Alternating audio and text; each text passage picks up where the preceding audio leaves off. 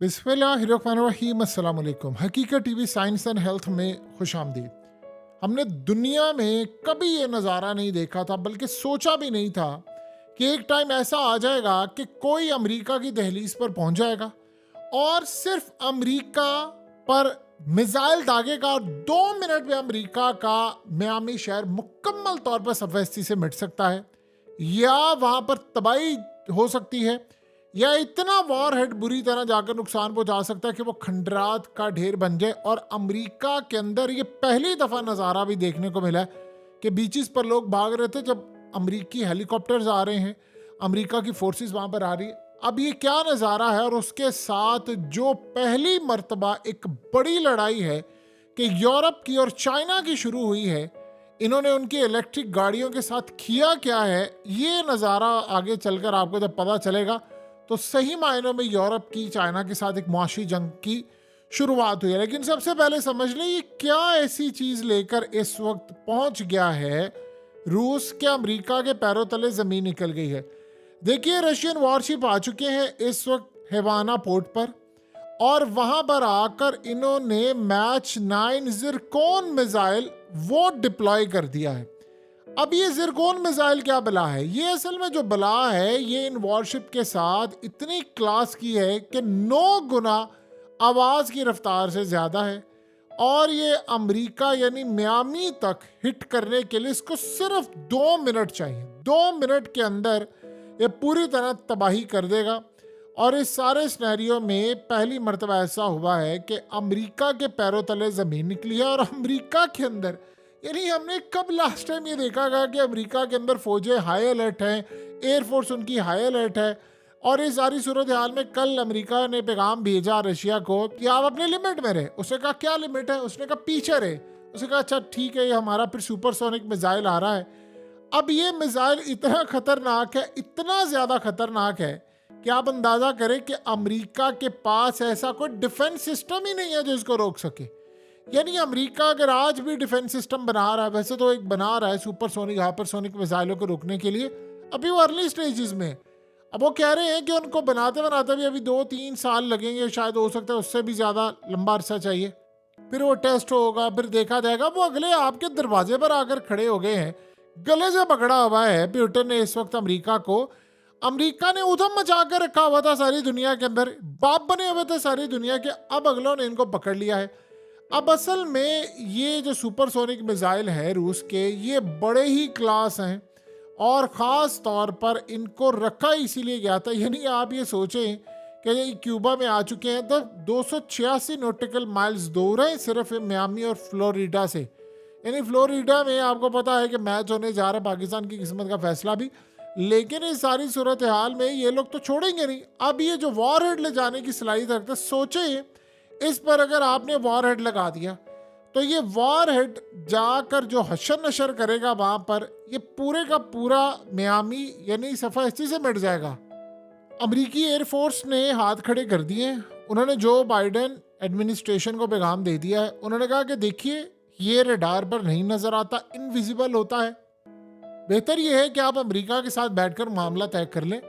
अगर उन्होंने ये मिसाइल मार दिया तो फिर हमारी पूरी के पूरा शहर उड़ जाएगा। और अगर वॉर हेड इस पर लग गया, क्योंकि अब हुआ क्या है कि अमेरिका ने रेड लाइन क्रॉस की है। इन्होंने यूक्रेन के अंदर, अमेरिकी गए हैं वहां पर, खुद यूक्रेन की फौजियों का लिबास इन्होंने पहना हुआ था, अमेरिकी मिसाइल था वहां पर, वहां से उन्होंने हिट किया जो सीधा रूस के अंदर जाकर गिरा, इनसाइड रूस। रूस को ये बात बड़ी ट्रिगर की गई है, गुस्सा उसको चढ़ा है। उसने कहा ये तो बाप बने हुए हैं हमारे, यानी हमारे सर पर आकर नाच रहे हैं, यूक्रेन में आ गए हैं, तो बेहतर ये है कि हम भी जाएं। तो उसने फिर फैसला ये किया, उनकी एयरफोर्स और इंटेलिजेंस एजेंसियों के चीफ ने और आर्मी चीफ ने पुतिन के आगे रिक्वेस्ट रखी। वहाँ ऑर्डर नहीं होता कि आर्मी चीफ ऑर्डर करेगा तो सदर या कुछ मानेगा। उन्होंने एक चीज़ रिक्वेस्ट रखी। उन्होंने कहा कि सर देखिए, बात ये है कि अगर आप इजाज़त देंगे तो फिर हमें अब अमेरिका के साथ पॉलिसी बड़ी अग्रेसिव रखनी होगी। उसने कहा क्या? उसने कहा कि अब आपको हमला करना पड़ेगा अमेरिका। उसने कहा ठीक है, हम तैयार हैं। कहा ये पॉलिसी है, ये हमारा पूरा एक यानी प्लान है, क्यूबा के अंदर डिसाइड हो। उसने कहा ठीक है, मेरी तरफ से ग्रीन सिग्नल है, क्योंकि उसने तजावीज़ मांगी थी अब अमेरिका को हमने कैसे टैकल करना है।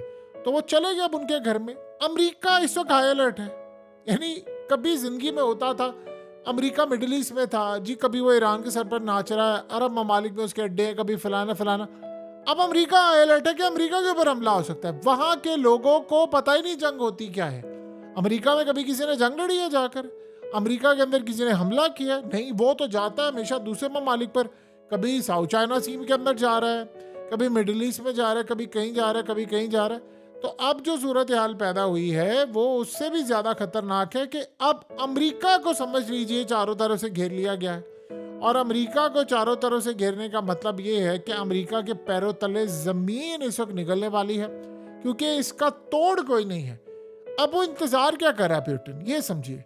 प्यूटिन इस वक्त इंतजार ये कर रहा है कि जैसे ही ये लोग हमला करेंगे और हमला करने के बाद हम फौरी तौर पर इन पर चढ़ दौड़ेंगे।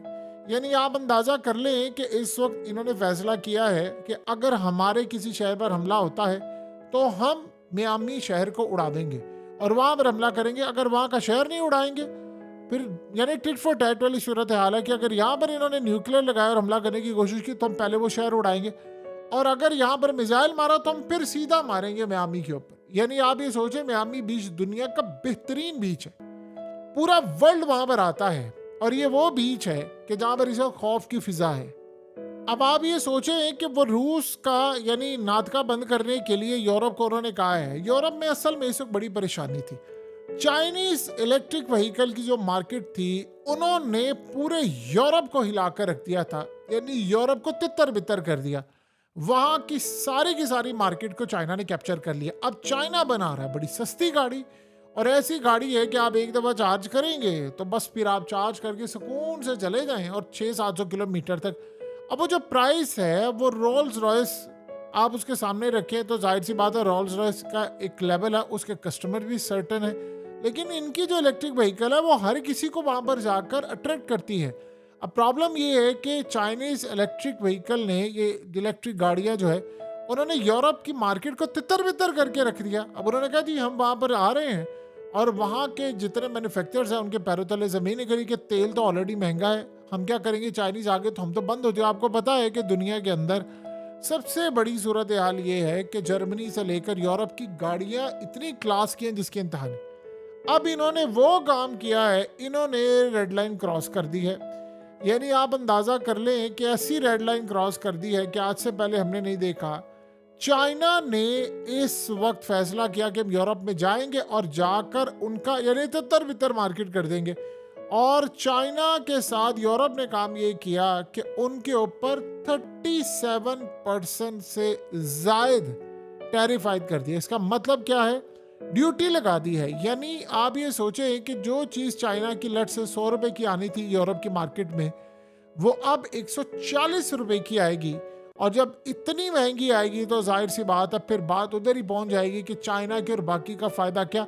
ये इन्होंने इसलिए टैरिफ आयद किया कि चाइना हमारे शार्क को पकड़ने के लिए जा रहा था, हमारी सारी की सारी मार्केट तितर बितर करने जा रहा था। ये असल में इस सारे सिनेरियो में अमेरिका ने इनको बैक किया और कहा कि चाइना को डोमिनेट नहीं करने देना। लिहाजा यूरोप को इस वक्त नाइटमेयर्स आ गए। उन्होंने कहा कि हमने किसी से चाइना को काम नहीं करने देना, ताकि ये चाइना फ़ायदा उठाएगा तो वो रूस को पैसा देगा, रूस को फ़ायदा होगा तो वो अमेरिका और ये हिजबुल्लाह और ये तमाम ताकतों को स्ट्रॉन्ग करेगा। लिहाजा बेहतर ये है कि हम ये काम ना करें।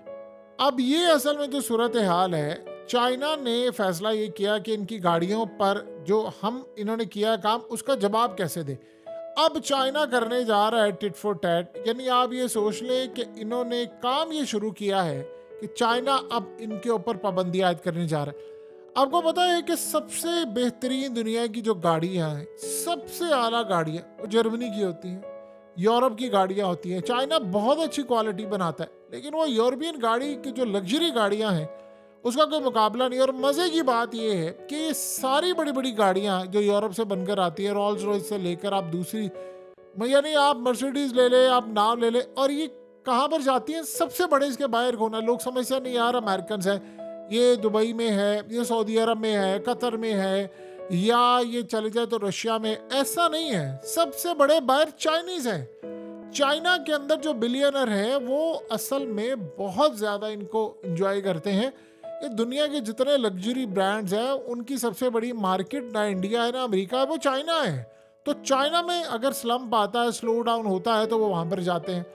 अब इस सारी सूरत हाल में चाइना भी ये काम करने जा रहा है। यूरोप देखिए, यूरोप को सबसे बड़ा जो एडवांटेज है वो ये है कि इनकी गाड़ियाँ सबसे ज़्यादा चाइनीज़ लेते हैं। अगर इन्होंने यहाँ पर बंद कर दी तो फिर वो सारी की सारी गाड़ियाँ कौन लेगा? जाहिर सी बात है उनको झटका लगेगा। देखिए, चाइना की मार्केट इतनी बड़ी है।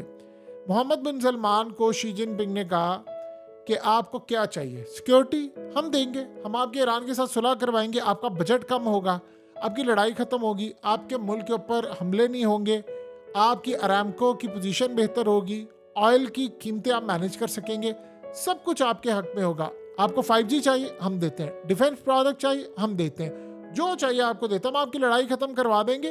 तो आपकी मार्केट उभर कर सामने आएगी, इन्वेस्टर आएगा, सब आएगा, हमें बदले में सिर्फ एक छोटा सा काम कर। उन्होंने कहा क्या? उन्होंने कहा आप ये जो तेल बेच रहे हैं ये आप पेट्रो डॉलर में ख़त्म कर दें। उन्होंने कहा कि आप युआन में बेचें, और जब आपका मुआहदा होना है 50 साल जो परसों ख़त्म चौथ हो गए हैं, तो कहा कि आपने रिन्यू नहीं करना। उन्होंने सिर्फ इतनी बात की उन्होंने मान ली।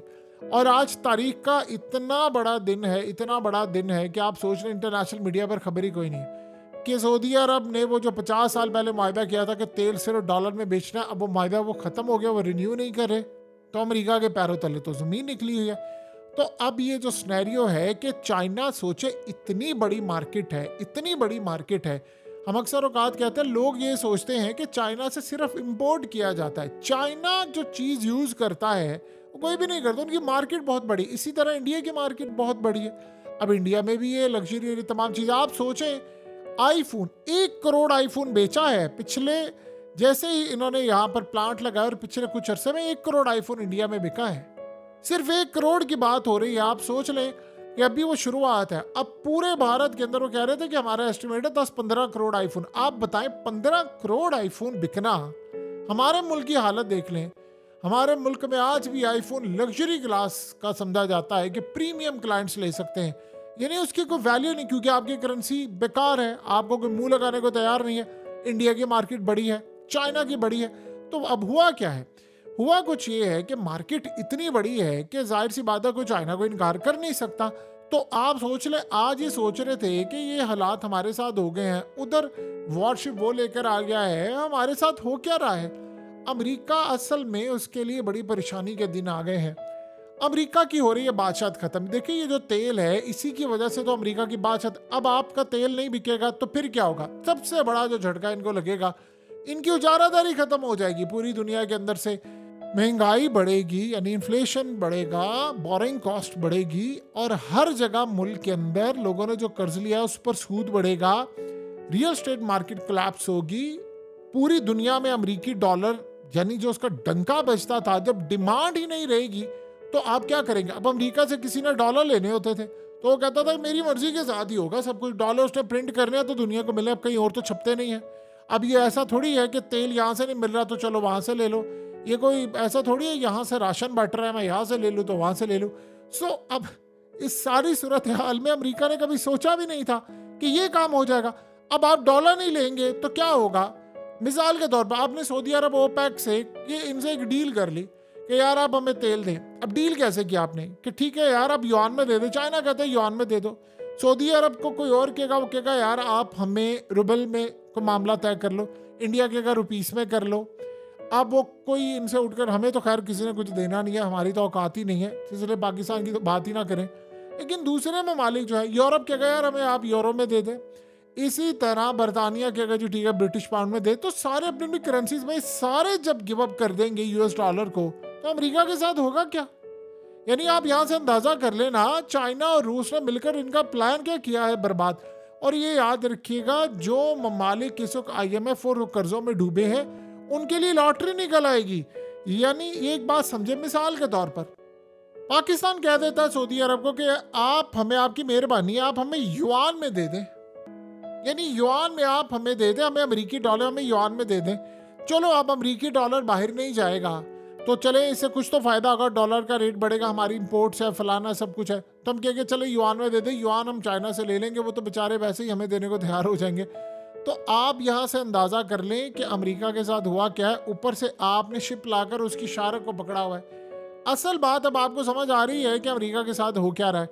अमेरिका ने देखिए, इनकी ताकत खत्म हो गई थी अफगानिस्तान से। दूसरी इनकी ताकत खत्म करने में रूस चाइना के बाद भारत का बहुत बड़ा किरदार है। ये आप जो मर्जी के आपको सो इख्तलाफ हो इनसे, लेकिन इन्होंने 2 साल में जो काम किया है, कम से कम इन मामलात में अमेरिका ने इनको कहा रूस से तेल नहीं लेना, वो खड़े हो गए। इन्होंने कहा कि आपने ईरान के साथ मामला तय नहीं करना, वो खड़े हो गए। अब हौथियों को का हमला नहीं करना, अगलों ने मार दिया। हिजबुल्लाह को रोका, अगलों ने मार दिया। तो दुनिया में अब इनकी कोई सुनने को तैयार नहीं है। आप सोचे ना कि हिजबुल्लाह के खिलाफ, हौथियों के खिलाफ अमेरिका को अड्डे कोई देने को तैयार नहीं है, तो अमेरिका ने हमला कैसे करना है? वो उसी वहां से मिसाइल मारते मार मार कर उन्हें भुरकस इनका निकाल दिया है। इनका कुछ बिगाड़ सके? आप कुछ नहीं कर सकते। जब आपकी उजारादारी खत्म, एक आखिरी चीज ये रह गई थी, वो भी खत्म होगी। तो वॉरशिप तो पहले तबाह करेगा, उसके साथ करेंसी भी तबाह करेगी। तो खेल जो है वो इस वक्त बड़ा दिलचस्प मरहले में दाखिल हो चुका है। हकीकत टीवी साइंस एंड हेल्थ की इस वीडियो के नीचे कमेंट ज़रूर कीजिए, अपनी राय का इजहार ज़रूर करें और इस वीडियो को हर जगह शेयर करते हुए चैनल को सब्सक्राइब ज़रूर करें।